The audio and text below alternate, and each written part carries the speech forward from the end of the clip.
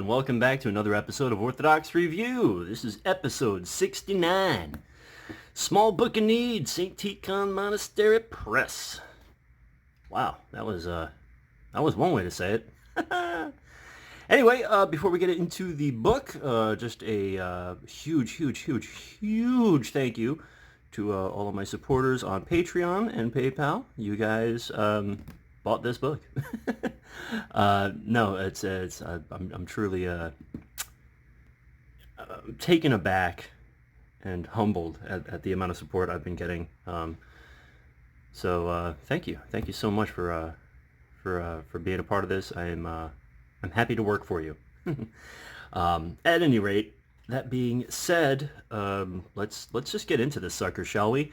So, for those of you that aren't familiar with the Book of Needs, the Book of Needs is a multiple volume set in the church that covers pretty much every service imaginable, from baptisms to funerals, blessings, consecrations, even exorcisms.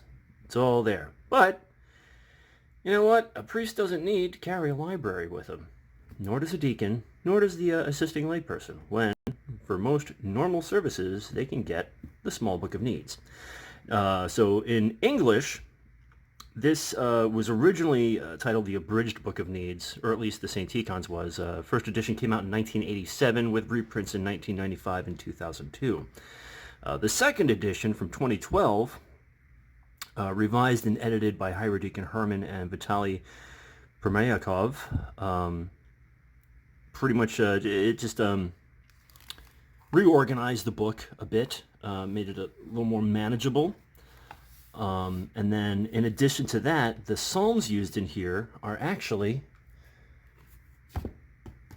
the Jordanville Psalms, which we'll get into that in a minute, because I do have some words about Psalm usage in modern text. This is the third printing from 2017. Go over the construction first. Now, at first I was kind of like, wow, this is a stiff book, and because I actually bought this because I do assist my priest with house blessings and things like that when need be, and so just having a copy for myself so we don't have to like keep handing off to one another I figured that was kind of important. And I thought to myself, hey, it's kind of a stiff book. But then when I was thinking about it, I was like, priest, deacon, whoever's going to be using this is going to be using it a lot, so it needs to be tough. It needs to be rock solid. And so the binding, the sewing is just rock solid. That's not going anywhere anytime soon. And if I let go of that, it's just, because the weight of the paper as well. Again, when you're constructing a service book that is meant to hold up, you want it heavy. You want something rough and tumble, and then you can the sewing there is not, it's prevalent. So this thing is going to hold up for a long time. 2 ribbon markers, which honestly I would have preferred 3, but that's just a personal preference. Nice cloth bound. Just feels good. It's actually like when I would imagine like a service book, a book of prayer for services. This is about the size I would want, because it's not too small that you have to struggle, but it's not too big that you need more than one hand to manipulate it. So that's pretty cool.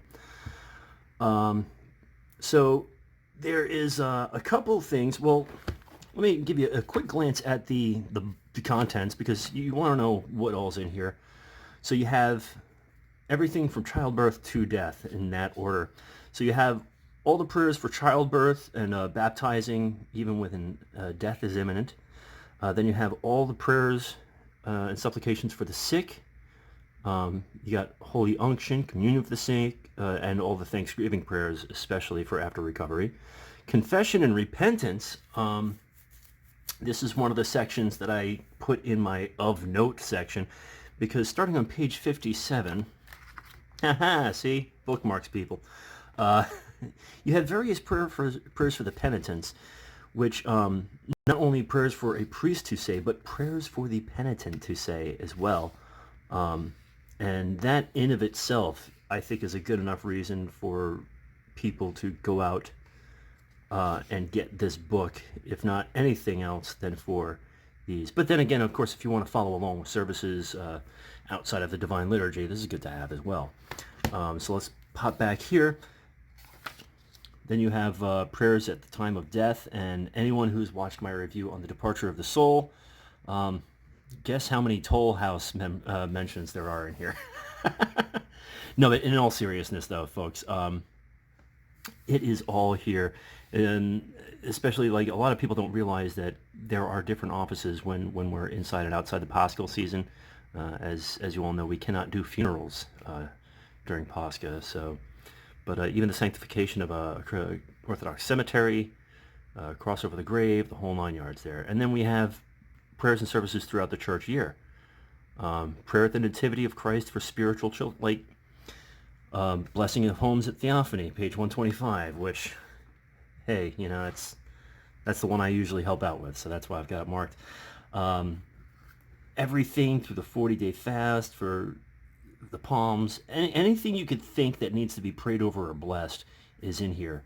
You've got the lesser sanctification of waters, sanctifying any object, and of course, you know, vehicle, aircraft, boat, prayer over salt. People keep forgetting that holy salt is a thing, even in the East. Everything about a home, you know, the order for blessing and cutting of kulish for the slava, you know, it's in here. A prayer for a home troubled by evil spirits. That's a thing. And then agriculture and livestock. So they use this at the monastery quite a lot. And then man and nature, you have departing for journey, those in captivity. Page 220.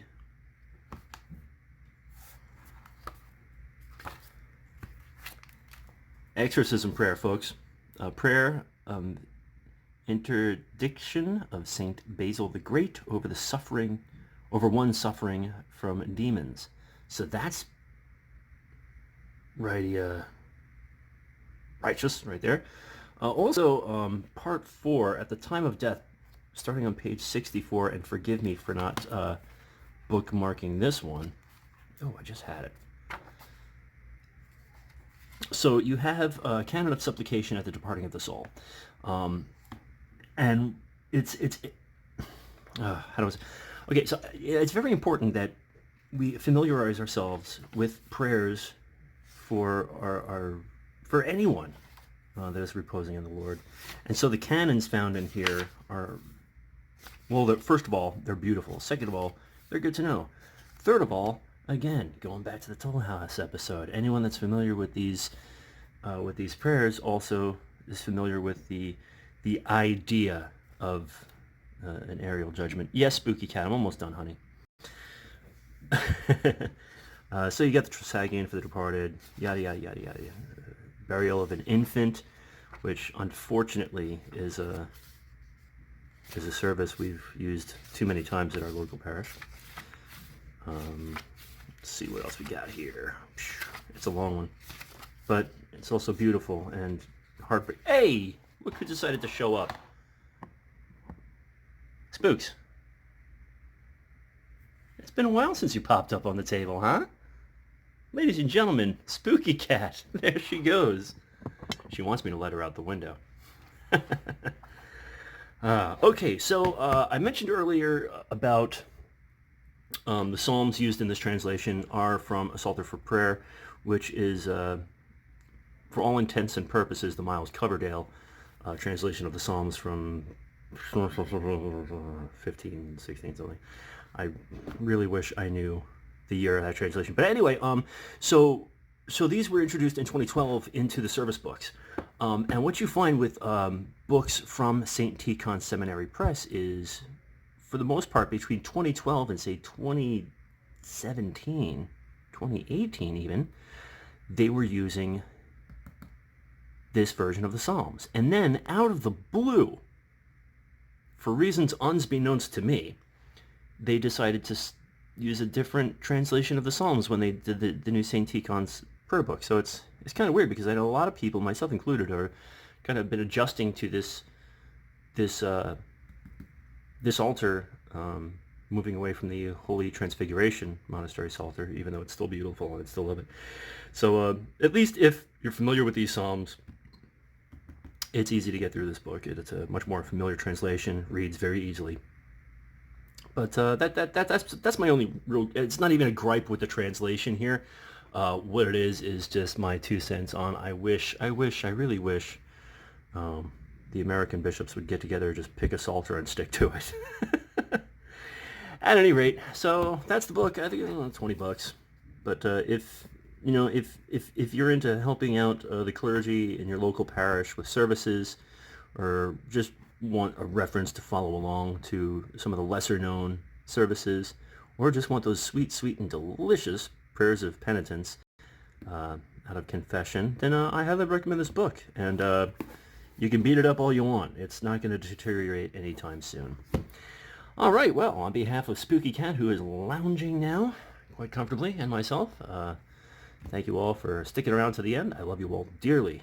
And please, please, please don't forget to go to church, say your prayers, and remember God. God bless.